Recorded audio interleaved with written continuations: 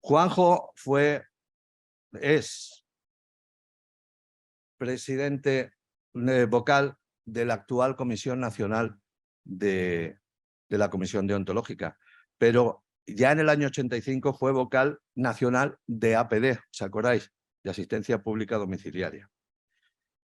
Fue secretario de la OMC durante 7 años, presidente de la OMC, entonces creo que estabas en Noblejas, Sigo. y sigue en Noblejas, entre los años 2008 y 2016, o sea, 8 años.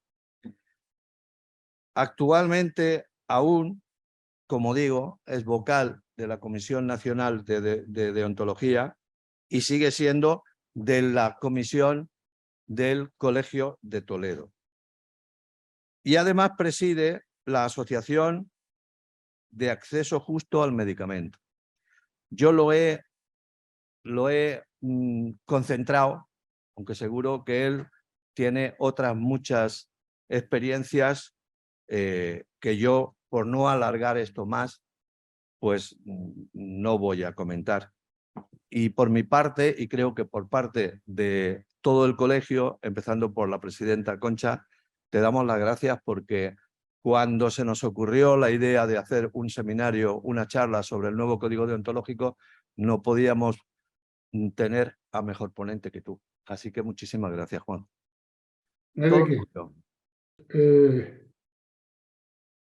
Buenas tardes a todos. Vamos a ver si no vuelve a ocurrir ningún tipo de inconveniente, como estas cosas pueden ocurrir, ¿no? Pero bueno, hay que agradecer que tengamos estos medios para podernos comunicar, ¿no? Bueno, vamos a hablar del Código de Deontología Médica, ¿no? El Código de Deontología Médica, evidentemente, es el compromiso de la profesión médica tanto con los pacientes como con la sociedad, ¿no?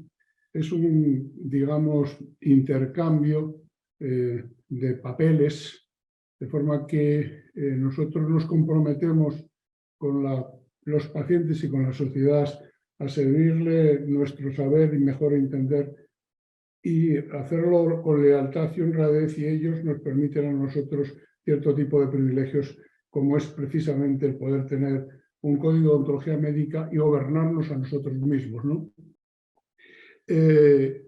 Evidentemente, el código es una exaltación de los derechos del hombre, como veremos, aunque no lo pone en ningún sitio.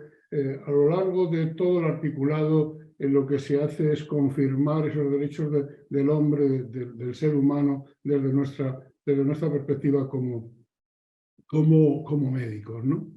Pero, ojo, el código ontológico justifica la existencia y la obligatoriedad de los colegios de médicos. Y esto quiero extenderme ligeramente. Yo creo que debería ser obligatorio que todos leyéramos, si no toda la ley de ordenación de las profesiones sanitarias, al menos el artículo 4, donde la obligatoriedad de la colegiación que establece la Constitución, la ley de ordenación de las profesiones sanitarias, viene a ratificarlo, y es la que realmente nos permite, digamos, otorgarnos a nosotros mismos nuestras obligaciones deontológicas, y además es la que obliga a todos los médicos a que sea respetada la colegiación, por un lado, y los aspectos deontológicos del código deontológico que nosotros nos otorgamos por otro. Pero va más allá. Todos sabemos que el único con capacidad para poder sancionar a un ciudadano es el Estado. Delega esa potestad del Estado, la delegan nosotros para que podamos no solamente realizar, ordenar, redactar nuestras normas deontológicas, nuestras obligaciones, sino que además exigirlas y, en el caso de su incumplimiento, castigar a los infractores. Sabéis perfectamente que esa posibilidad es muy importante precisamente para exigir la obligatoriedad de los colegios. Pero va mucho más allá la ley, no me voy a extender, pero como digo, os recomiendo que le echéis una ojeada a la ley de Ordenación de las Profesiones Sanitarias, porque es donde está incluso algunas de las obligaciones que nosotros establecemos en el código de una perspectiva deontológica son inherentes a la propia ley. Es nuestro referente ético y deontológico, de forma que si el código no existiera, la colegiación no tendría ningún sentido. Esto no lo podemos olvidar. La Ley de Ordenación de las Profesiones Sanitarias surge con la voluntad de unificar los criterios y de acabar con las discrepancias que una profesión como la nuestra siempre tuvo dentro de ella. Por eso es necesario considerar la importancia de esta ley, porque igual que nos protege y nos otorga lo que nos otorga, nos lo puede quitar otra ley exactamente igual. Independientemente de que, como digo, la Constitución del 76 obliga a la colegiación, pero hasta ahí, obliga a la colegiación y nos distingue perfectamente del régimen asociativo. El primer código, no me quiero extender, es del 78, ha habido actualizaciones en el 90, el 99, el 2011 y en el 2023. Yo he tenido la fortuna en mi vida profesional de haber participado en estas 4 que veis aquí de una manera más directa, especialmente en la del 2011 y la del 2023, pero también muy intensamente el grupo de trabajo de la del 99, y estuve también, por supuesto, en la del 90, ¿no? En el 2016, estando yo presidente precisamente de la Comisión Deontológica, se nos encargó que hiciéramos un borrador del código. Habían cambiado muchas las cosas desde el 2011, muchísimo, y era necesario, a pesar de que había declaraciones que habían ya modulado los artículos precedentes del 2011, como es el tema de todo lo relacionado con como la telemedicina, lo había regulado con declaraciones, era necesario actualizar porque habían cambiado muchísimo las cosas, ¿no? En el 2018, en julio de 2018, entregamos el primer borrador, que como se había hecho el 78, se distribuyó por todos los colegios y los colegios lo hicieron con los colegiados. Esto es absolutamente claro. La voluntad democrática del código y de buscar el máximo consenso y buscar el máximo pacto para que nadie se sienta del todo excluido del mismo, era necesario que se hiciera esto. Hubo otros códigos del 90 al 99 que esto no se hizo de la misma manera, incluso en el 2011 escasamente, ¿no? Es muy importante que los colegiados conozcan el código y si quieren participar con sus propuestas que lo hagan. Y eso es lo que ha ocurrido.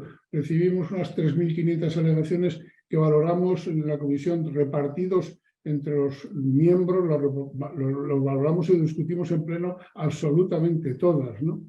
En el mayo del 21 enviamos ya, habiendo considerado estas alegaciones que nos enviaron, no todas, lógicamente, porque había algunas, bueno, pues lógicamente incluso algún disparate, ¿no? Bueno, pues damos el segundo borrador que a su vez se envió a los colegios de nuevo y ya fueron las juntas directivas las que nos volvieron a enviar de nuevo otras 500 alegaciones con modificaciones. Elaboramos un tercer borrador que volvimos otra vez a enviar a los colegios y estos a su vez volvieron a devolvernos nuevas alegaciones porque no estaban conformes con lo que habían recibido y estas son las que ya fueron al debate a la Asamblea General, discutiéndose todas ellas una por una y llegando al acuerdo, cuando no había acuerdo, con la votación consiguiente. Bien, las discrepancias fueron discutidas y como sabéis, a partir de ese momento en que se aprobó el código, las normas que están dentro de él son de obligado cumplimiento. Esto aparentemente no lo sabemos todos, pero no debemos de cansar de repetirlo porque hay mucha parte de la colegiación que esto no lo sabe, ¿no?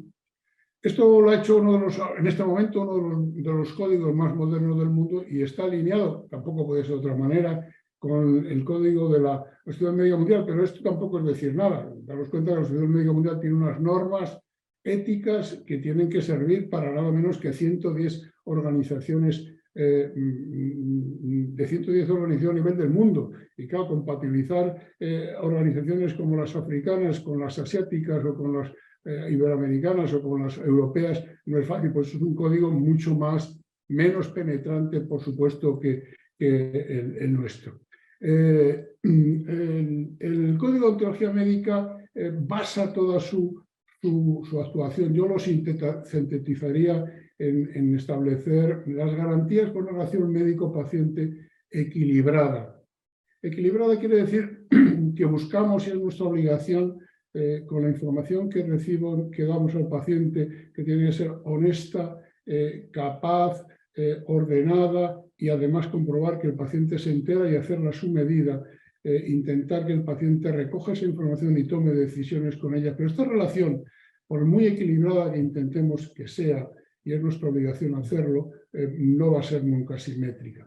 No va a ser nunca simétrica porque incluso entre nosotros mismos, cuando estamos enfermos, el enfermo es un ser humano debilitado que no está en la misma posición que el técnico, el profesional, que en ese momento controla, lógicamente, todas las pruebas y toda la información que va a poner a disposición del mismo. Esa simetría, aunque es una quimera, aunque se pretenda, no va nunca a ser real, no va a estar en la misma disposición que cuando vamos y tomamos una decisión a la hora de decidir sobre algo, sobre cualquier otro tipo de bien.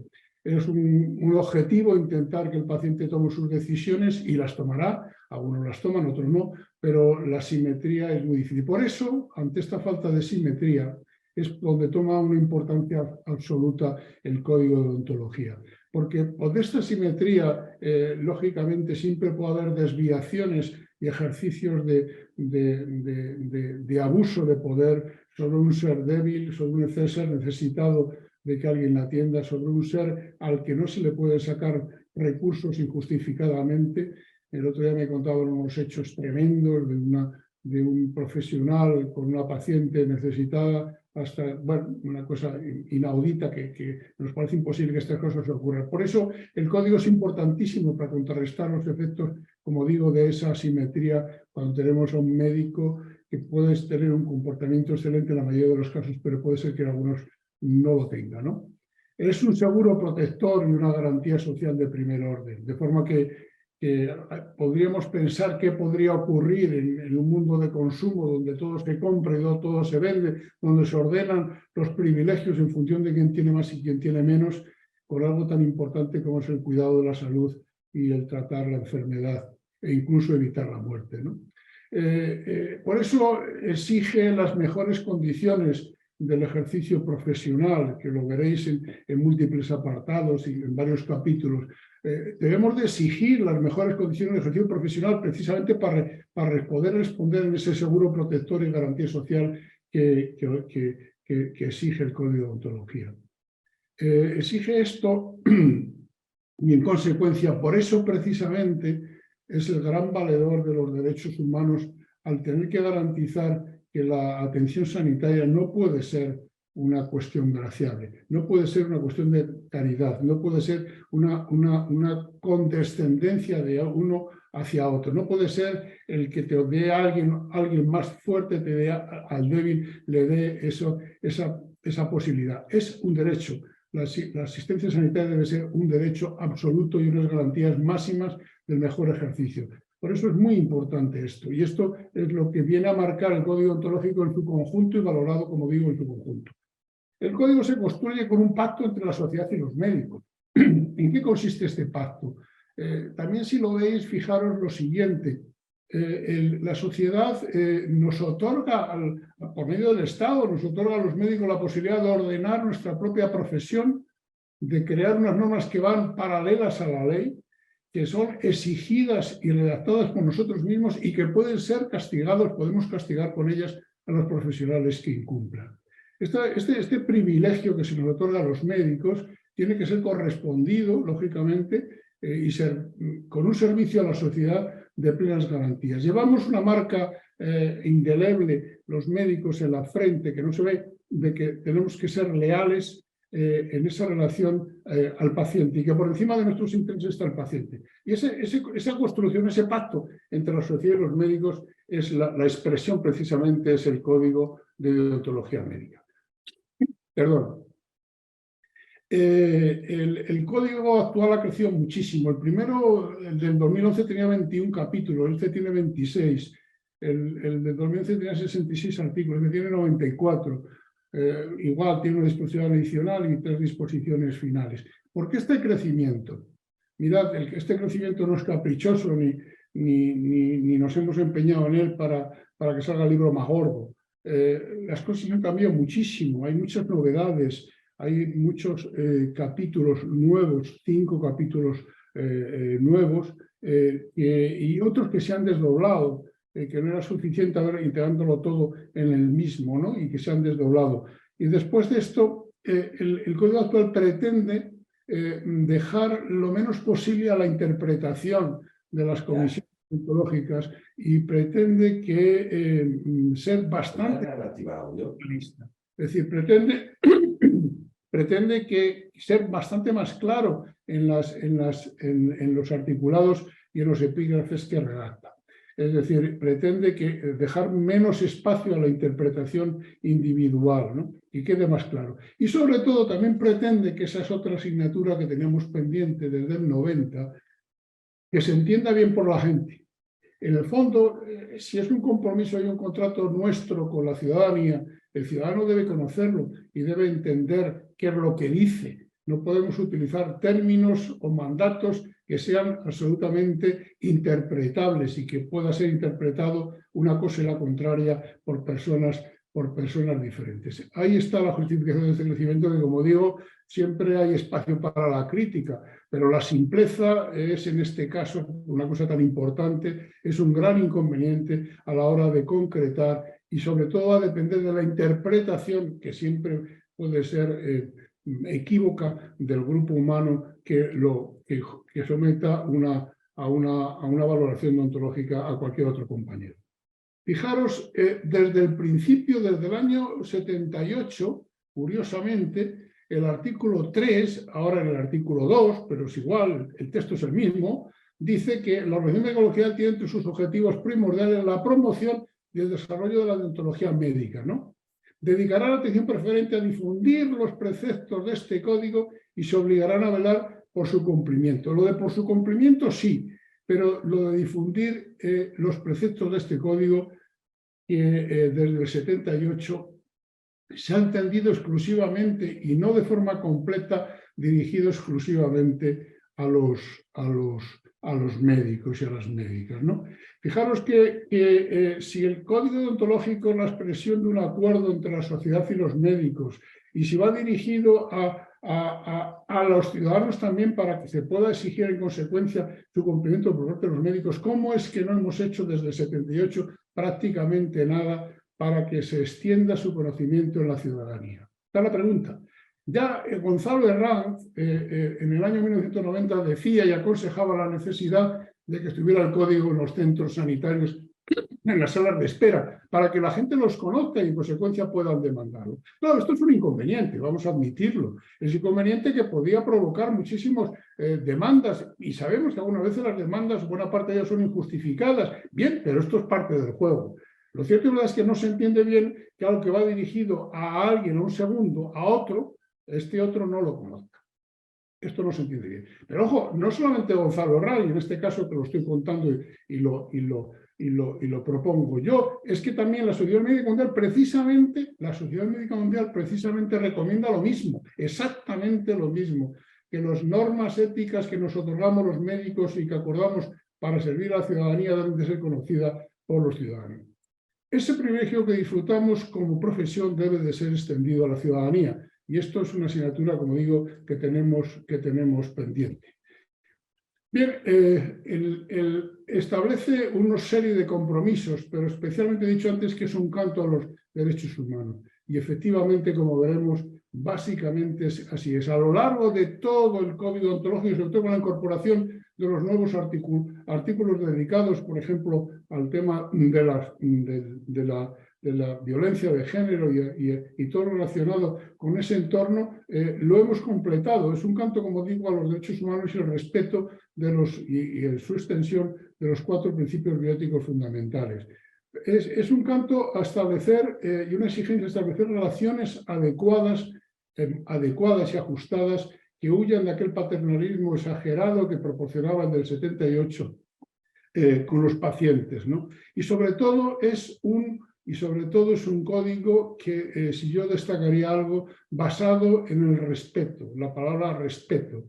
El respeto, pero el respeto no entendido, entendido como la educación de dejarle a una persona mayor el asiento, o el respeto de decir buenos días. Todo esto también está muy bien. No, me refiero al respeto al ser humano, el respeto a la dignidad de la persona, respeto a la dignidad de la persona con carácter universal, sin ningún tipo de discriminación, independientemente de la procedencia de la persona. Ese respeto escrupuloso, esa exaltación del ser humano, que conlleva, entre otras cosas, el respeto a la vida, venga de donde venga, la tenga la persona que lo tenga, es a lo que me refiero. Esa exaltación del respeto para mí quizás sea lo más significativo del código. No solamente es que lo diga, es que propicie las normas que obligan a que ese respeto sea una realidad, que sea eficaz.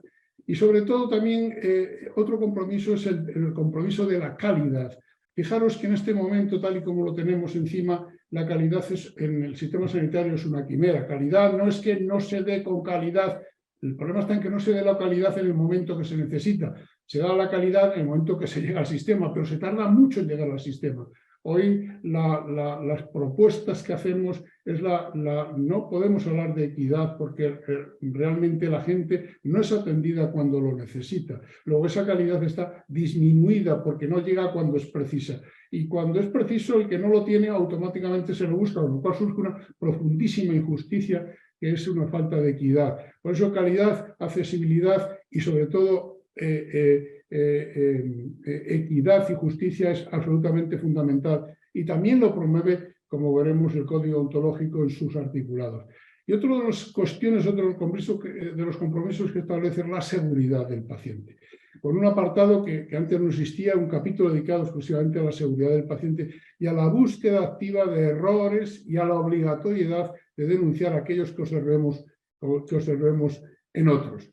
Los principios éticos convencionales nos habíamos siempre ocupado de dos que eran fundamentales, ¿no? El no hacer daño y hacer el bien. Hasta ahí todo bien, ¿no? Sobre todo del 78. Pero a partir del 90 y actualmente en pasando por los anteriores, surgen dos principios que han sido reforzados escandalosamente, por suerte, ¿no?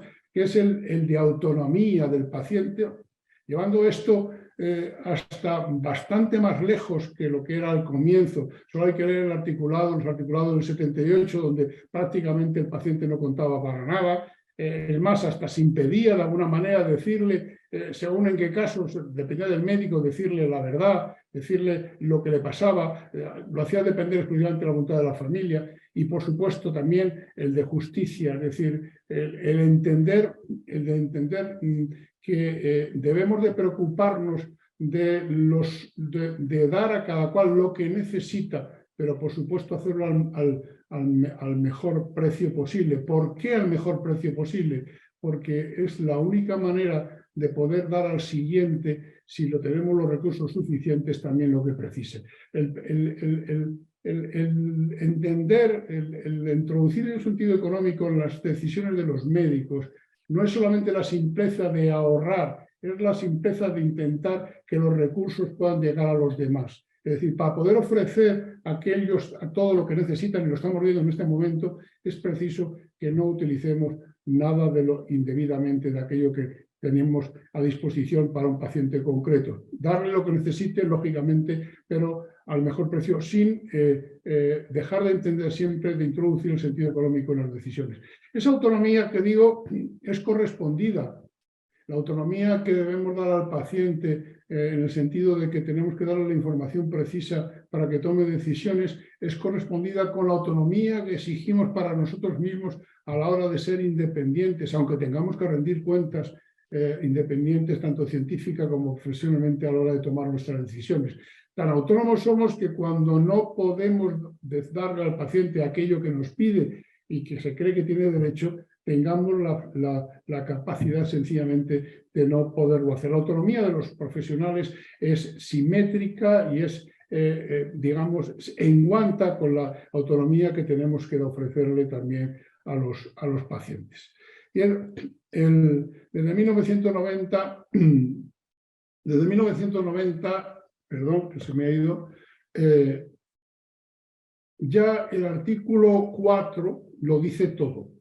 El artículo 4 es como la síntesis de todo el código deontológico. En el artículo 4 se puede, desde la buena voluntad, se puede interpretar y concluir casi todo lo que viene detrás en el código de deontología. la profesión médica, antes era la profesión médica, antes era el médico, ahora la profesión médica, está al servicio del hombre y de la sociedad. Madre mía, qué afirmación. Lo que supone esto, que por cierto, luego veremos hasta qué punto podemos haber introducido alguna contradicción, si hay que respetar estos principios del artículo 4 y luego con otras cuestiones que decimos en otro momento. Respetar la vida humana, la dignidad de la persona y el cuidado de la salud del individuo y de la comunidad son los deberes primordiales del médico. Respetar la vida humana, la dignidad de la persona. Ojo, estas dos cuestiones, respetar la vida humana, la dignidad de la persona, veremos luego en un momento determinado que hay que aclararlo porque se puede introducir algún dilema entre respetar la dignidad de la persona y respetar su voluntad y a su vez respetar la vida humana según se interprete o se deje de interpretar. Y el cuidado del individuo. Fijaros la importancia que tiene también este mandato. Anteponer los intereses del paciente a los propios del médico. Es decir, y especialmente los intereses económicos y otro tipo de intereses que podamos tener los propios médicos. Todo tiene que estar al servicio del paciente. Esto no ha variado desde 1978. Respeto con carácter universal, sin discriminación alguna, de ningún tipo, ni por razones de raza, ni de género, ni de posición económica, ni de nada. Y sobre todo con el compromiso de no hacer daño. Asistir y atender en caso de urgencia, epidemia o catástrofe, aunque sea a riesgo de poder poner en riesgo la vida propia. Esto no es una obligación. La obligación está en cuidarse, lógicamente, pero no se puede abandonar al paciente. Bien, el artículo 6.1, es muy interesante también porque introduce un nuevo concepto que antes no lo teníamos descrito. Coincide mucho o bastante con lo que describe la Ley de Ordenación de las Profesiones Sanitarias. Describe lo que es el acto médico, qué se entiende por acto médico. Pero también, por otro lado, distingue lo que es el acto médico y distingue también, que lo establece la ley, de aquello que nos guste o no nos guste, no nos podemos escapar, o al menos considerar que es un acto médico. Me refiero al debate que se ha suscitado, que luego podemos comentarlo si queréis en el debate sobre si es un acto médico o no aquellos que practiquen la eutanasia. Bien, que el acto médico es toda actividad lícita y guiada por la Lex Artis ad hoc, desarrollada por un profesional médico legítimamente capacitado, ya sea en su ámbito asistencial, docente, investigador, pericial, es decir, para todos. Esto de alguna manera concreta de que está afectado por el Código Ontológico todos los profesionales de la medicina que para ejercer su trabajo necesitan ser médicos. Incluyen todos estos actos que pongo a continuación. El artículo 6.3 habla de incorporar el ejercicio de su actividad profesional a la observancia del principio de justicia. Lo he comentado antes. El principio de justicia es absolutamente crítico, que por cierto, justicia y equidad no son siempre lo mismo, no son sinónimos, dicho sea de paso, ¿no? Como soporte necesario de la sostenibilidad del sistema sanitario. Tenemos el deber y el derecho del otro principio que ya lo he comentado, el deber y el derecho de ejercer la profesión con autonomía profesional e independencia clínica, con el mismo deber que tenemos de ofrecerle con entusiasmo las ayudas precisas a los pacientes para que ejerzan sus decisiones con autonomía plena. Esto es también muy importante, ¿no? La autonomía profesional e independencia clínica, que no quiere decir que sea sinónimo de que valga todo, en el sentido de que la libertad profesional, la libertad clínica, la libertad de prescripción no es, como casi nada, un valor absoluto. Tenemos esa libertad, tenemos esa autonomía, tenemos esa capacidad de independencia clínica, pero tenemos que dar explicaciones de las decisiones que tomamos y tiene que estar basada en principios, en una base científica, una base profesional suficiente. Y lo de siempre, es necesario podérselo explicar a terceros como tú, a otros profesionales. Eso de que yo hago esto porque soy médico y lo puedo hacer, no vale. Esto es un debate permanente de que no se pueden hacer, digamos, barbaridades en nombre de una profesión que te da esta autonomía y esta independencia, pero tiene que ser una autonomía y una independencia responsables, ¿no? Bien. Las relaciones del médico con sus pacientes son absolutamente fundamentales. hay un mandato crítico que tiene luego trascendencia en un momento como el que nos plantea la ya mencionada ley de eutanasia, que son las quejas de un paciente o las peticiones de un paciente no pueden afectar ni a la calidad ni a la atención que se le presta. Las quejas de un paciente no pueden nunca servir de disculpa para que no la atendamos adecuadamente. Podemos en un momento determinado decirle que prescinda de nuestros servicios y que pase a otro profesional, pero las quejas de un paciente, como digo, no deben de ser motivo ni justificación para que afecten nuestros comportamientos, la calidad de nuestras respuestas hacia el mismo, ¿no? Y aclarar algo que es muy importante. La información que se debe dar al paciente, por ejemplo, en el caso del consentimiento informado, no es burocracia. La información que se da al paciente forma parte del acto médico y no solamente forma parte del acto del médico responsable de ese paciente, sino de cualquier paciente, de cualquier médico que intervenga sobre él. La información al paciente forma parte del acto médico, de todos los actos médicos que puedan realizar los médicos sobre ese paciente. La información al paciente tenemos que estar siempre dispuestos a darla y sobre todo a comprobar que lo que le ofrecemos lo ha entendido. En este sentido es muy importante cuando tengamos sospechas evaluar la capacidad del paciente. También es muy claro el código en este sentido. Es necesario evaluar la capacidad del paciente cuando tengamos sospechas de que su capacidad no está intacta o que está claramente disminuida o que es incapaz de entender lo que le hemos dicho. Porque nos confirme con la cabeza que lo que le hemos dicho lo ha entendido no es suficiente. Hay que introducir la necesidad de hacer un feedback comprensivo o de comprobar, como queráis, que se ha entendido. La información debe ser siempre completa, comprensible, veraz, ponderada y prudente y ajustada al paciente que tenemos delante. Este esfuerzo no es fácil que se haga en los tiempos que corremos. No tenemos tiempo para hacerlo ni los médicos de primaria. Yo sé que esto es así, pero esta situación no exime de la obligación de tenerlo que hacer, sobre todo en situaciones críticas, ¿no? Luego, debe constar siempre en la historia clínica si hemos comprobado su comprensión, su capacidad de comprensión, porque tenemos sospecha de que no la tenga, debe de constar en la historia clínica que lo hemos hecho. Porque si no consta en la historia clínica es como si no lo hubiéramos hecho. Esto es muy importante. La relación de los médicos con su paciente es un tema muy importante y el articulado, el capítulo es muy amplio, ¿no? Cuando tengamos necesidad, a diferencia del Código del 78, que rompió aquel mandato, el del 90, tengamos la necesidad de transmitir datos de gravedad, lo tenemos que hacer con delicadeza, ponderando siempre la oportunidad adecuada de hacerlo, pero no el no hacerlo, que es lo que el código extraordinariamente paternalista en este sentido en su momento ofrecía. El no hacerlo no es una razón, no es una opción oportuna, no es una buena opción. El buscar la fórmula de transmitir la información al paciente de la manera más adecuada y de la manera más delicada, buscando el momento mejor para hacerlo y buscando la graduación progresiva de la información que pueda ser peor llevada, es una obligación. El uso del privilegio terapéutico y las razones para su uso deben constar siempre en la historia clínica. Lo que hagamos en este sentido debemos de dejar constancia en la historia clínica. Esto es muy importante, ¿no? La información debe transmitirse directamente al paciente. No vale darle al paciente información a través de un tercero o a través de la familia. Esto no justifica nuestra obligación con él. Es necesario dársela directamente a él, la que convenga, la oportuna, pero a él, ¿no? Y luego informar a las personas vinculadas a él, ojo, no como antes que era obligatorio informar a las personas vinculadas a él y no al paciente. Es al revés, ahora informar a las personas vinculadas si el paciente lo permite de manera expresa o tácita. Estos son cambios importantes en el código actual. Respetar al paciente,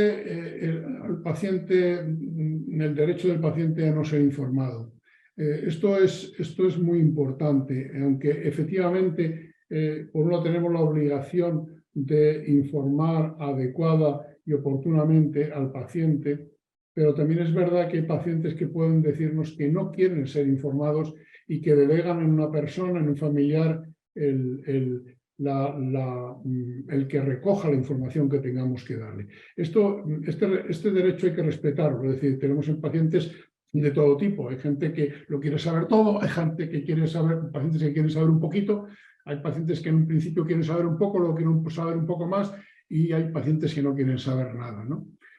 Y luego también hay que dejarle claro el derecho que tienen a revocar su consentimiento o su voluntad anticipada, suponiendo que la hayan manifestado. Ojo, el respetar el derecho del paciente a no ser informado tiene excepciones. Es que cuando el no ser informado tenga trascendencia para su propia salud, cuando tenga trascendencia para su propio,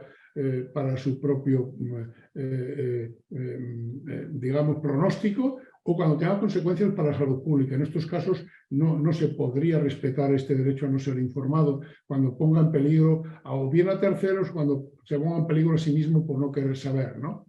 Bien, el artículo 13 del consentimiento también es muy importante porque en este momento el consentimiento se sigue haciendo, digamos, de aquella manera.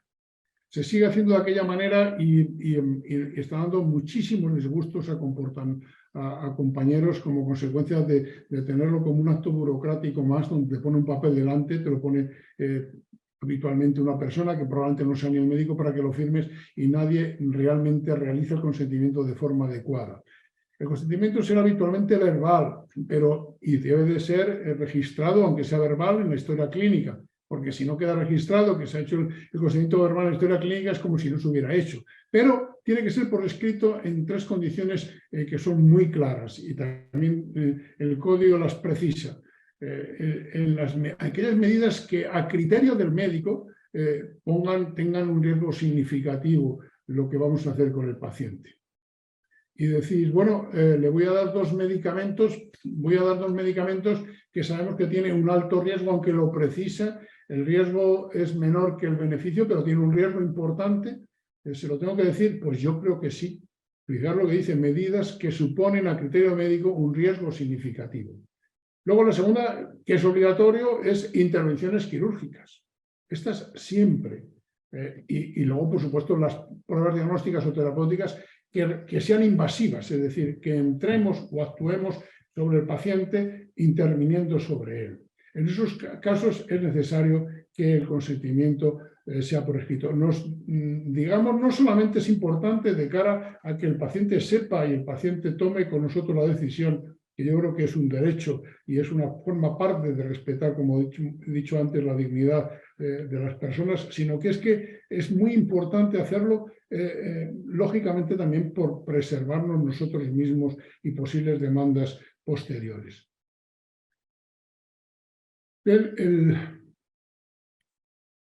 Es muy importante, parece que me pasa mucho, es muy importante, no sé por qué ahora esto lo va para atrás. Bien, sobre la historia clínica hay un apartado específico, un capítulo específico.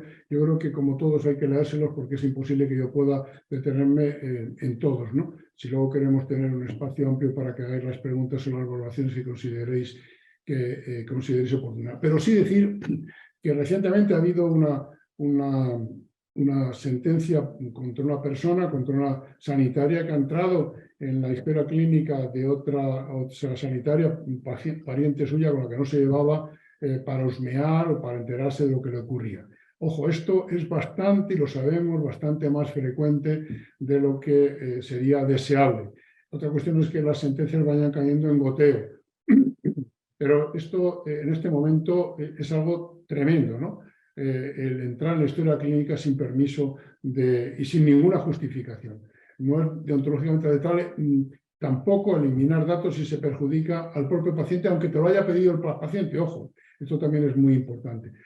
Tiene derecho a cancelar datos de su historia clínica a los pacientes, pero no podemos quitar datos si se perjudica al propio paciente, a los profesionales o a terceras personas. Esto es muy importante.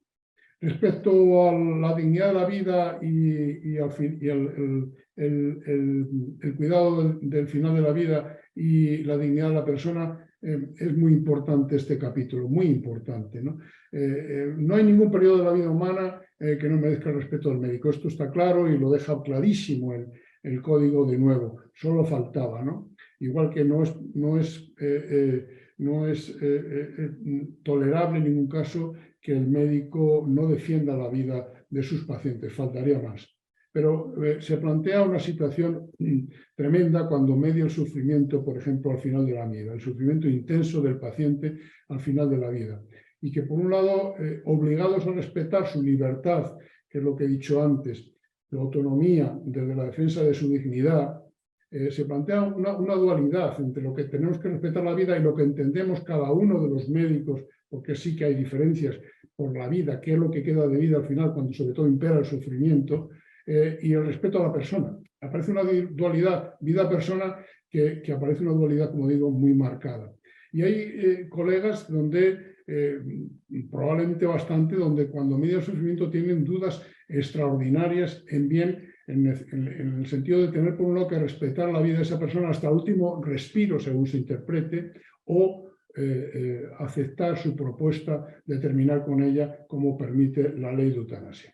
Respetar la vida de una persona a la que no se respeta su voluntad libremente manifestada, este es el quid de la cuestión. Y es lo que probablemente separe una parte de la profesión de otra. ¿Es que acaso alguien puede pensar que hay médicos que no le gustaría defender la vida de sus pacientes y hacer lo que fuera por sus pacientes? Yo creo que no. Yo creo que todos los médicos quieren defender la vida. Cuando el problema es donde está la diferencia, es lo que interpretamos que queda de vida o cuánto hay sobre todo de sufrimiento o cuando no queda nada.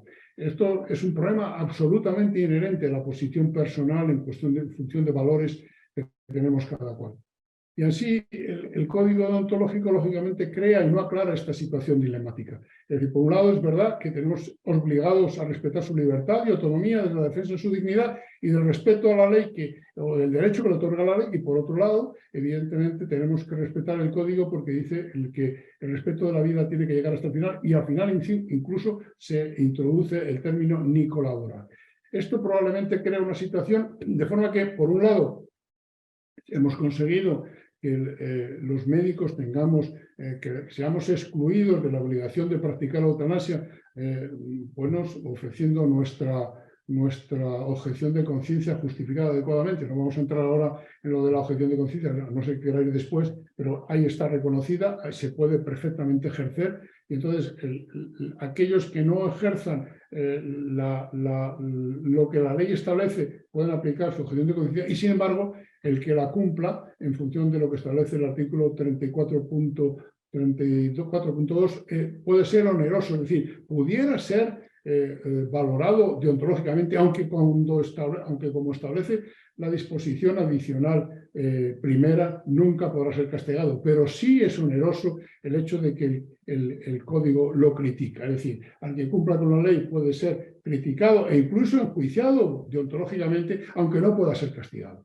Probablemente esta situación dilemática cree incomodidad en algunos colegas, y probablemente la Asamblea se lo ha decidido, hay que respetarlo, pudiera ser revisada en su momento para que ni unos ni otros queden perjudicados, ¿no? Digo, ni unos ni otros queden perjudicados porque efectivamente no se puede hacer nada. De hecho, no ocurre nada. De hecho, no ocurre nada, pero entonces si no ocurre nada, ¿para qué tener la posibilidad de poder ser enjuiciado o ser onerosamente criticado ontológicamente por esto? Este es el planteamiento, ¿no?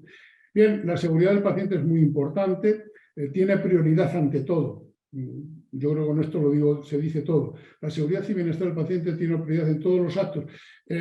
Exige la búsqueda, la calidad existencial y esa seguridad, la búsqueda activa y la identificación y notificación de los incidentes y efectos adversos vinculados a la práctica profesional y a la práctica de otros colegas que puedan ser observados esos incidentes, y si ellos no los observan no quieren ser notificados. Esto es muy importante. Después hay una cuestión muy importante a la luz de una cuestión que salió publicada no hace mucho, y es que es en relación a las relaciones entre los profesionales entre sí.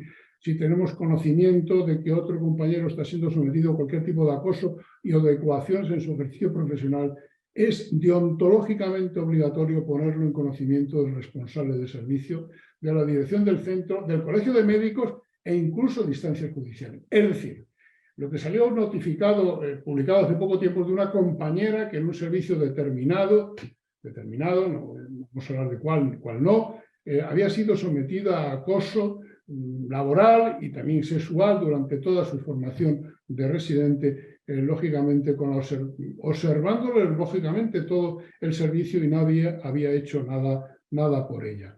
Esto es lamentable. Digo, este ejemplo parece ser que esto es bastante más frecuente de lo que cabe suponer, y este es un mandato que queda muy claro para la obligación deontológica de los médicos que tienen y observan estas situaciones.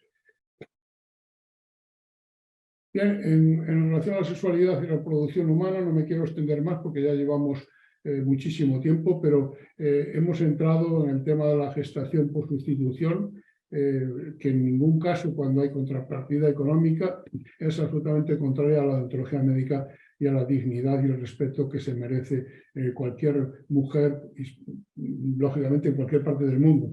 En cualquier parte del mundo sin discriminación alguna, pero sí deontológicamente creíamos que la gestación por sustitución altruista, es decir, aquella que se preserve tanto la dignidad de la mujer, que no sea a cambio de ningún interés económico, se preserve el interés superior del menor, y con la regulación oportuna y el control oportuno, como en otros montones de casos de la Comisión Nacional de Reproducción Humana Asistida, pudiera ser posible que en algún caso extraordinario pudiera ser deontológicamente aceptable. Entendemos que la gestación por sustitución altruista, y siempre con esas tres condiciones claramente establecidas, con la regulación oportuna y el control de la Comisión Nacional de Reproducción Humana Asistida, que como otros tantos casos y situaciones, lógicamente controla y da su ok o su negativa en su caso.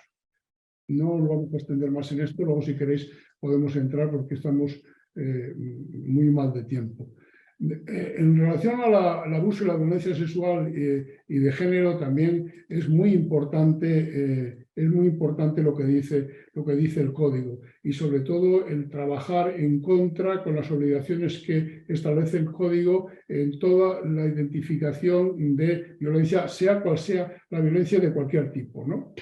Entramos en el capítulo de telemedicina y de las tecnologías de la comunicación, que también es un capítulo absolutamente nuevo, al que yo le tengo muchísimo cariño, porque no es fácil y que supongo que va a tener que ser cambiado en breve, porque el ritmo de crecimiento de los dispositivos de telemedicina, las prácticas que se están vinculando absolutamente a unas groseras y grotescas en relación a la telemedicina, no me refiero a las convencionales, sino a consultas y aseguramientos a un bajo precio para consultas telemáticas que nadie conoce quién está al otro lado del teléfono, etcétera, etcétera, nos va a obligar, lógicamente, igual que las normas que vayan a salir o los acuerdos, incluso internacionales, sobre el tratamiento de las bases de datos y la inteligencia artificial, seguro que nos va a obligar muy pronto a completar con acuerdos y declaraciones de la Asamblea este articulado. La inteligencia artificial debemos exigir, en cualquier caso, control ético y finalista de la investigación basado en la transparencia, la reversibilidad, la trazabilidad de los procesos en los que se intervenga para garantizar, en cualquier caso, la trazabilidad, el garantía de los pacientes. Ya para terminar, fijaros la disposición adicional primera. Si el médico que actúa amparado por las leyes del Estado no puede ser sancionado deontológicamente. Es a lo que me refería antes. Si es verdad que los 2 millones de abortos que se han realizado desde que existe la posibilidad de abortar en España, ningún médico ha sido sancionado deontológicamente, pues sabemos que va a pasar lo mismo con la eutanasia, pero la pregunta es lo que he establecido, esa dualidad en principio conceptual donde puede ser criticado deontológicamente aquel que practica una eutanasia y, sin embargo, lógicamente nos permite a los demás objetar en conciencia para no hacerlo cuando creemos que contravienen nuestros principios. Y bueno, aquí termino. Ahora me gustaría que vosotros bueno, pues hicierais todas las preguntas o aclaraciones o aquello que no he comentado que pudierais preguntar por ello, porque evidentemente no puedo hablar de todo el código deontológico, ¿no? Aunque bueno, muchísimas gracias. ¿Por qué tanto retraso en este nuevo código deontológico? Bueno, muchas razones. Se ha esgrimido las dificultades que planteó la pandemia, ¿no? Esa es la verdad. Planteó dificultades, evidentemente, pero lo que ha planteado realmente dificultades, yo creo, fue el tener que abordar con diferencias importantes dentro de la Asamblea General, concretamente lo relativo a los artículos que mencionaban o condicionan la respuesta a la ley de eutanasia. Esto ha supuesto un claro debate interno y algunas veces el retrasar la toma de decisiones sobre 2 o 3 cositas, porque no había más, bueno, cositas o cosazas, ¿no? Yo creo que ha sido un motivo de alargar el código. Se dice que esto fue motivo de alargar mucho tiempo la toma de decisiones finales, cuando había acuerdo en la mayor parte de los articulados y ahí están, prácticamente no han cambiado sustancialmente nada después de la última propuesta, solo matices, pero esto sí que era un debate duro, complicado. La gestación por sustitución fue un debate duro, es decir, había 3 o 4 cosas duras que la verdad es que desde la práctica de muchos años y ya desde los 99, desde el 91, de los códigos aquellos, ya por experiencia sabemos que alargar los debates y no resolverlos no soluciona los problemas. Lo que hacen es alargarlos en el tiempo e incluso se suelen complicar más porque llegan personas nuevas que se empieza de nuevo, ¿no? Entonces, esta fue una de las razones. Ha sido demasiado tiempo.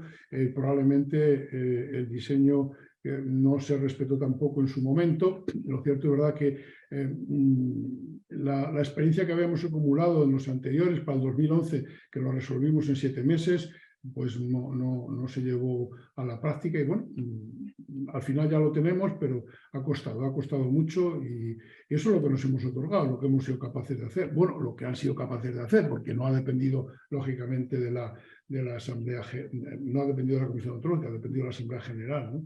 Por otro lado, quizás también hay que ser más respetuosos con lo que marcaba. Si en la primera vuelta hay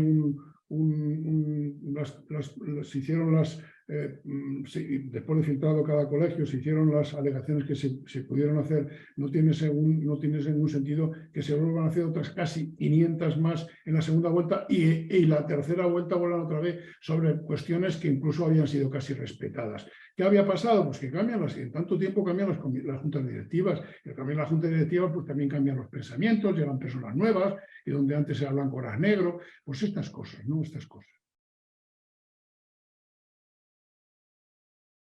Hola, Ramón. Buenas tardes, Juanjo, y gracias por la charla que nos has dado, que ha sido muy instructiva.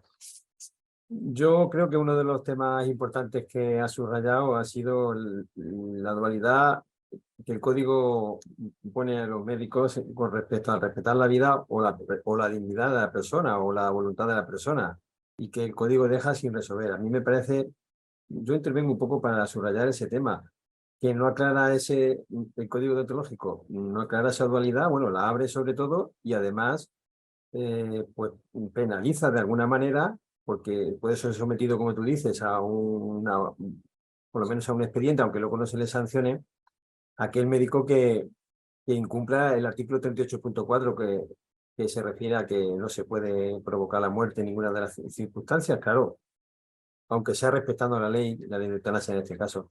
Entonces, al ser obligatoria la colegiación, yo pienso que la redacción del código deontológico debía de haber incluido a aquellos médicos que de alguna manera lo tienen que practicar porque por ley hay que realizarla, porque si no, aquel médico que la practique se va a sentir excluido del código.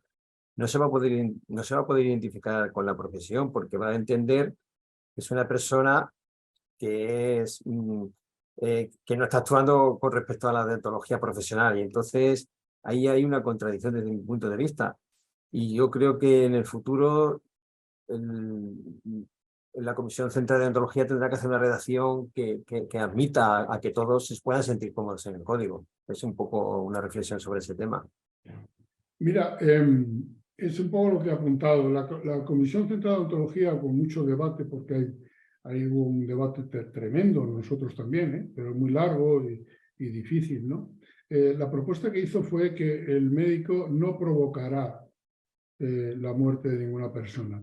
Esa propuesta dialécticamente tenía escape, porque el médico, bueno, como todo tratamiento dialéctico, se puede interpretar perfectamente. Solo faltaba que el médico se dedique por su cuenta a provocar la muerte de la gente, ¿no? Solo faltaba, de ninguna manera, esto está claro, pero es que hay compañeros, y de hecho el médico no es el que provoca la muerte. El médico lo que hace es responder a una petición del paciente que le otorga la ley. Entonces, claro, ¿qué es lo que ocurrió? Luego la asamblea la que ha colocado ni colaborará.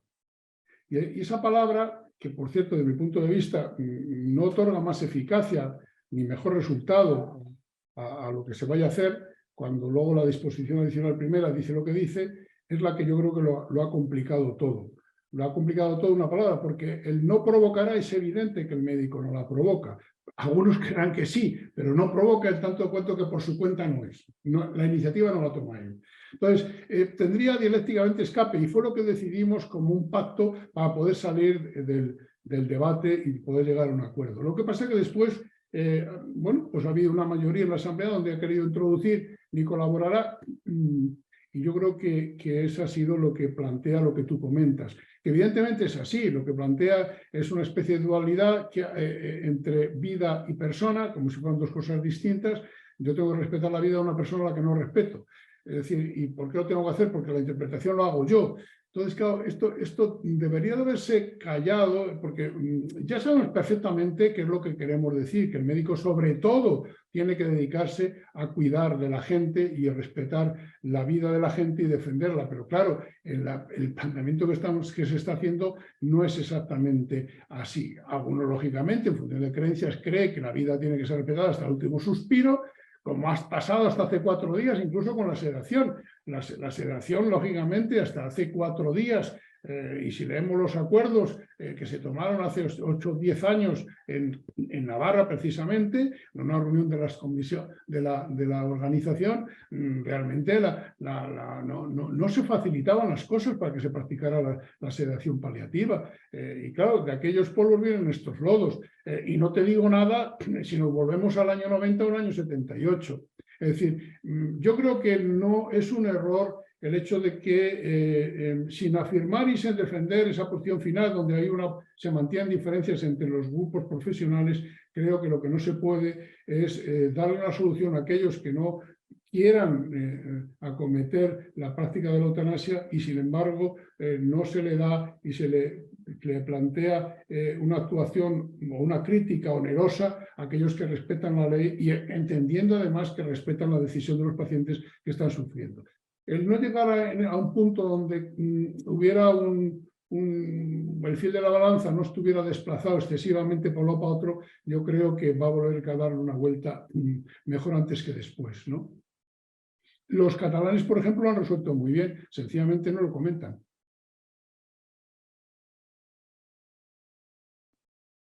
Pues sí, puede ser una solución, no entrar en el tema, casi mejor no No entrar. es que, eso sí, Ramón, lo que sí te aseguro es que no es un problema de la Comisión Central de Odontología, es un problema de la Asamblea. La Asamblea.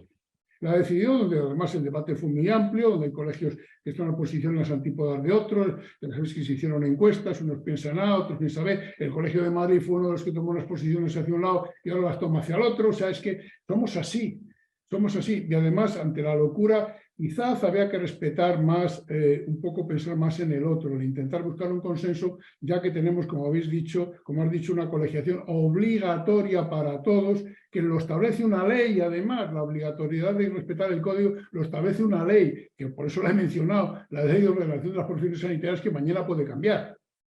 Me explico, que pueden cambiar y sería un poco absurdo. Tenemos que intentar ajustarnos ordenarnos de forma que no existan discrepancias muy llamativas a la hora de ponernos de acuerdo y de que todo el mundo tenga que estar o un poco contento o todos un poco descontentos, pero no puede ser que se mantengan contentos unos y descontentos otros grupos, ¿me explico? Y no estamos hablando de grupos pequeños, por cierto.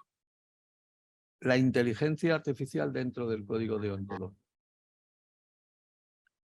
Me gustaría saber tu opinión. Bueno, mi opinión es, además me tocó redactar esos 2 capítulos, mi opinión es que cualquier avance, sobre todo cuando no hay tiempo para la reflexión y para el análisis, son avances muy rápidos, y cuando sobre todo hay una gran fractura, cada día aumenta más, entre por donde van los que están desarrollando esas tecnologías y el resto de los ciudadanos, y sobre todo cuando esos desarrollos van a afectar la vida de la gente, evidentemente este es el gran problema, y es un problema al que hay que llamar la atención. Mirad, en este momento hay un proyecto a nivel de la Unión Europea, que hemos criticado, por cierto, con dureza, pero bueno, llega hasta donde llega, que pretende, bueno, pues hacer un espacio de datos sanitarios europeos, donde todos los sistemas de información de los países vayan al mismo sitio, ¿no? La disculpa que ponen es que así van a poder circular los ciudadanos, son 180 páginas, por cierto, ¿no? El borrador ese, ¿no? Pero la disculpa que ponen es que así van a poder circular los pacientes con libertad. Pues eso es una tomadura de pelo. Los pacientes en este momento existen procedimientos y llaves, es decir, tarjetas para que nos entendamos, tarjetas y procedimientos que permiten hablar en cualquier idioma a nivel mundial, es decir, cogen una historia clínica y te la trasladan en chino para que lo vea un chino, y por supuesto permiten a su vez abrir como llave diferentes sistemas, diferentes puntos donde esté la información del paciente. Luego eso es absurdo, no es necesario. Segundo, si no lo tenemos aún en España, entre comunidades autónomas, tiene poco sentido que se pretenda que haya un gran hermano en un sitio de Europa donde esté toda la información sanitaria, incluidos datos genéticos, en el mismo sitio. En el fondo es una cosa terrible, con unos riesgos extraordinarios, que lo único que se está propiciando son los grandes lobbies que pretenden obtener, lógicamente, resultados y abaratar ciertos costes, por supuesto, de investigación, pero a base de investigar más, de sacar mejores resultados, pero no abaratar los precios, por cierto. Claro, esto hacerlo sin permiso de todos los ciudadanos europeos, hacerlo simplemente porque alguno luego quiera solicitar que se le retiren sus datos, si es que eso sale así, es muy peligroso. Entonces, este tema hemos hecho una redacción donde con carácter general, de momento, se afirman las exigencias y se anuncian las exigencias que deben tener todo lo relativo a las grandes bases de datos y a la inteligencia artificial, pero es claramente insuficiente. Al día de hoy ya, y hemos salido hace 4 días el código, es claramente insuficiente porque los desarrollos llevan una velocidad que yo creo que es intencionada también para que nadie se entere, ¿no? Porque a mí me ha sorprendido muchísimo que ese proyecto, como digo, de la Unión Europea, que desde mi punto de vista tiene unos riesgos extraordinarios, que sencillamente hay que decir no, y nosotros ya lo hemos dicho, la Comisión Central de Ontología ya lo ha dicho, ya ha participado en foros para decir que eso es inaceptable. Sin embargo, en España los políticos lo tienen aceptado. Claro, las aseguradoras están encantadas, y la industria farmacéutica ni os cuento, pero por ejemplo, os puedo plantear una duda. Imaginaros que el que tenga dinero suficiente puede pagar el conocer si la dotación genética de una persona con la que se va a casar es suficientemente fiable y tiene las suficientes garantías. Imaginaros que podemos llegar a esa situación, por poner un ejemplo, ¿no? Es decir, yo tengo estoy muy preocupado con ese tema porque está, como digo, va muy alejado el desarrollo tanto de la inteligencia artificial, que por cierto va a ser un gran avance si se hace bien, como pasó con la energía atómica, ¿no? Pero es un terrible riesgo si alguien, pues abusa de ellas. Claro, el problema de los datos genéticos y de la información sanitaria, el dinero se puede reponer. Y nos roban mañana, nos sacan todo el dinero de una cuenta, bueno, pues se puede reponer, viene un seguro y te repone el dinero. Pero claro, los datos sanitarios son imposibles de reponer, imposibles de cambiar, y va a condicionar no solamente a los que en este momento tenemos esa información, tienen esa información de nosotros, sino que va a condicionar, lógicamente, a nuestra descendencia. Imaginaros la broma. Y eso no se puede cambiar. Es decir, la familia que es hemofílica, ya está. Y si además de eso tengo otros datos genéticos más depurados, pues imaginaros las consecuencias. Esto es un tremendo problema y como digo, lo más grave es la desinformación y la falta de respuestas y de exigencias, lógicamente, para que esto se depure al máximo. Esto es una gran asignatura que tendrán desarrollos, tenemos que preocuparnos de ella, desarrollos inmediatos muy pronto. Bueno, Juanjo, lo primero, darte las gracias por la charla. Súper interesante este resumen de tantos años de trabajo, porque el problema de esto es que lleva muchísimo tiempo de trabajo detrás, de la comisión, de la asamblea, de los colegios, lleva mucho trabajo detrás y además mucho trabajo que luego crea cierta controversia, como bien habéis dicho, ¿no? Yo tengo una pregunta, vaya. Creo que es muy importante lo que has dicho de que sería importantísimo que la población conociese el código de deontología, ¿no? Que está hecho para ellos también. Y me surge la duda de cómo podemos hacer eso si incluso dentro de la profesión no se conoce el código deontológico suficientemente, yo creo. O sea, que quizá no llegamos con ello a nuestros colegiados. ¿Cómo hacemos para llegar a la sociedad? Mira, yo creo que al revés. El código ontológico hoy en los médicos que viven al día y cada uno metido en su cueva, sería diferente si mañana se presenta un paciente en la consulta y en función del código ontológico se lo recuerda al médico con algún articulado. Es al revés. Si los pacientes conocen ese código, al menos algunos, y son capaces algunos de ellos de exigírselo, de planteárselo a los médicos no tendrían más remedio que darles una vuelta. Sin embargo, en este momento te sorprende como profesionales de 45, 50 años con mucha trayectoria de vida profesional siguen haciendo mal, y son actividades quirúrgicas muy serias, siguen haciendo mal el consentimiento informado, por ejemplo. Y cuando se lo dices, dice, pero si es que yo no lo sabía esto, hombre, pero es que eso no es disculpa, chico, es que has hecho una barbaridad. Entonces, es decir, yo creo que es al revés. Ya lo apuntaba Gonzalo Herrán en el 91. Decía que si tuviéramos el código, lo ponía así, en las salas de espera, tanto de lo público como de lo privado, y el código circulara y se le enseñara a la gente, y se le mostrara a la gente cuáles son sus derechos, porque, ojo, que son derechos y obligaciones de los pacientes, perdón, de los médicos con los pacientes. Yo creo que probablemente se podían presentar en algunas consultas a recordárselo a los médicos, lo cual probablemente les estimulará a tenerlo que conocer, porque tampoco es el Farreras, ¿no? O sea, esta es la cuestión, ¿no? Yo creo que sería una buena cosa, lo que pasa es que al menos intentarlo, ¿no? Es que si no se intenta, bueno, siempre aquello que no se intenta no sabes qué resultado va a dar. Yo creo que sería muy importante hacerlo, porque si no, en este momento los médicos no creen necesario conocer el código, o se creen que el código es el suyo, el que ellos piensan que es, ¿no? Esta es la cuestión, ¿no? Sí, totalmente de acuerdo. Yo creo que a lo mejor lo que en el fondo subyace es miedo, ¿no? A que se conozca por la población, pues porque nosotros somos los primeros que no lo conocemos a veces en su totalidad y nos puede traer más de un problema, ¿no? Mira, el otro día me ha ocurrido, me he enterado yo de un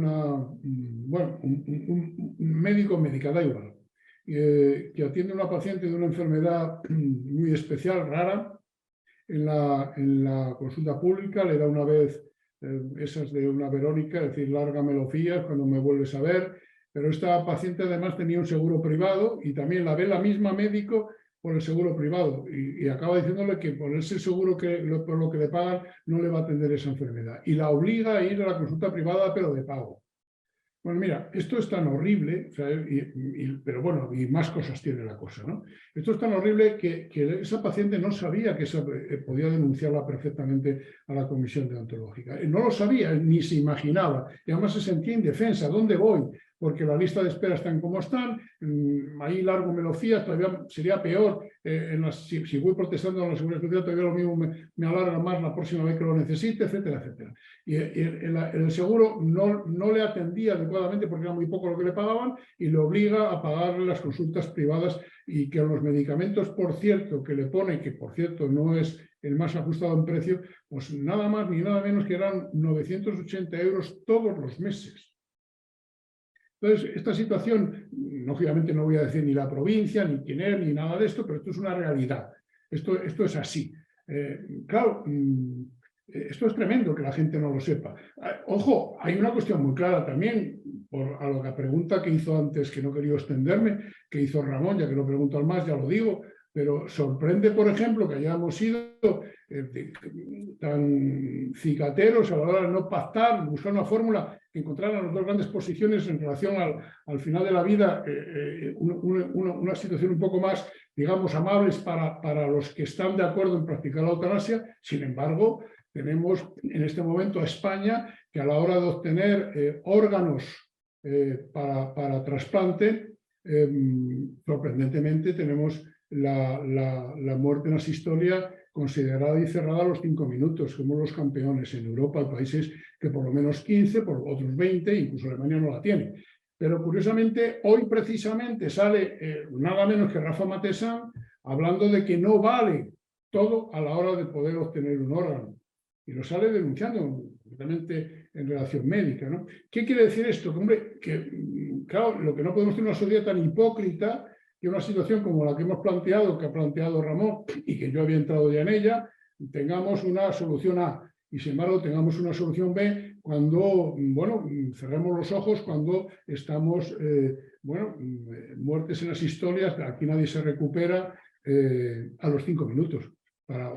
Se considera que ya la muerte en la historia a los 5 minutos a la hora de embolizar, etcétera, etcétera, etcétera, que los que estáis en urgencia mejor que yo lo sabéis.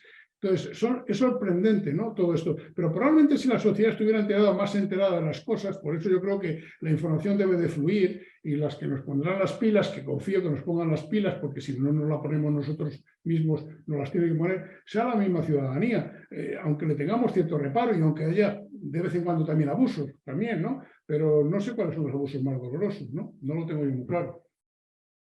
Había dos cosas más que si como tengo el tiempo de lo previsto, pues quería añadirlas porque me las he saltado intencionadamente. Bueno, me he saltado muchas cosas, pero es muy importante. El capítulo dedicado a la atención a la violencia, tortura, vejaciones y privación de libertad, que es diferente desde la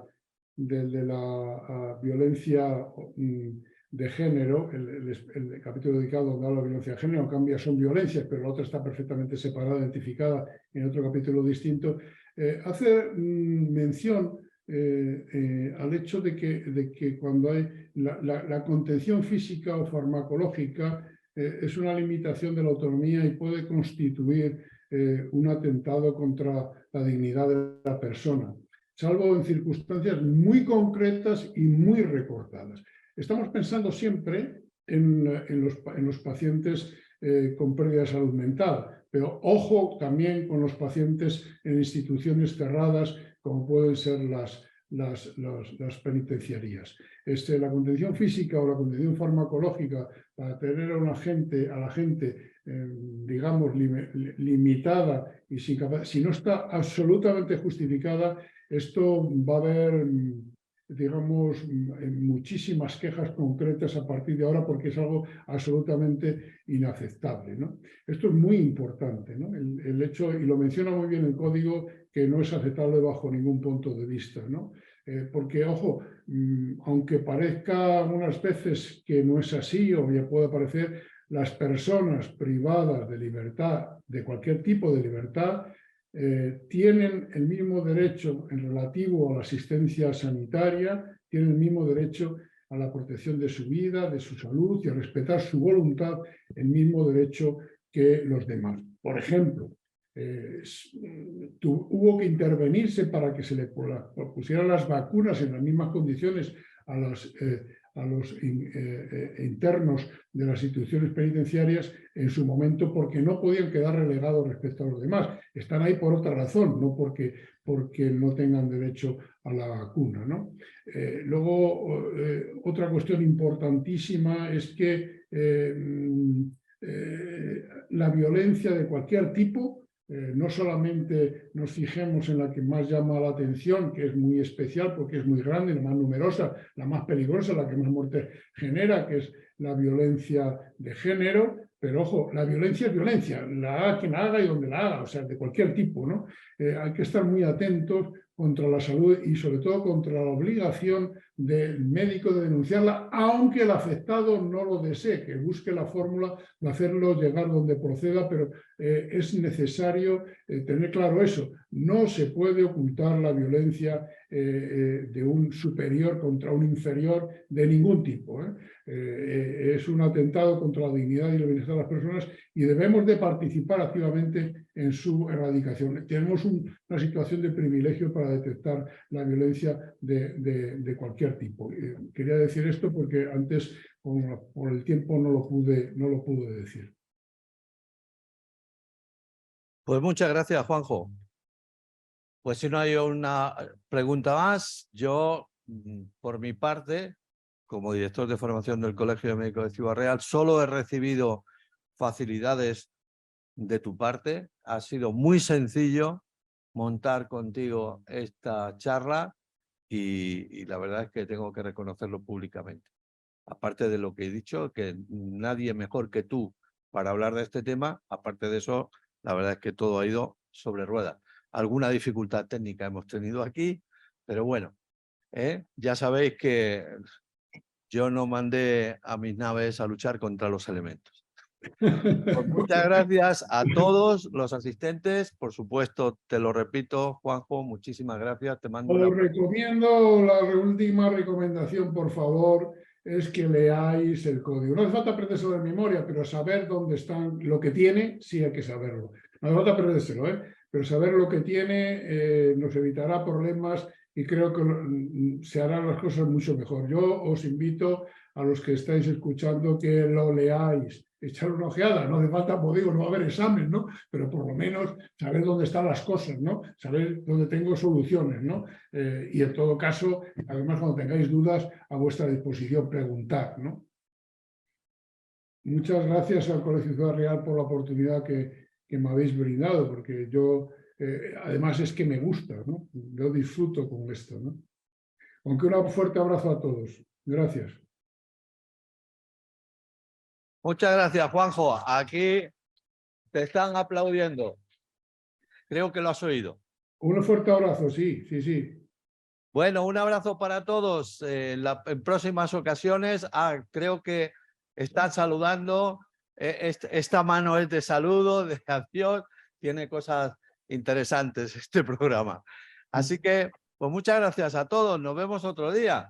Venga, un abrazo. Hasta luego. Adiós, adiós.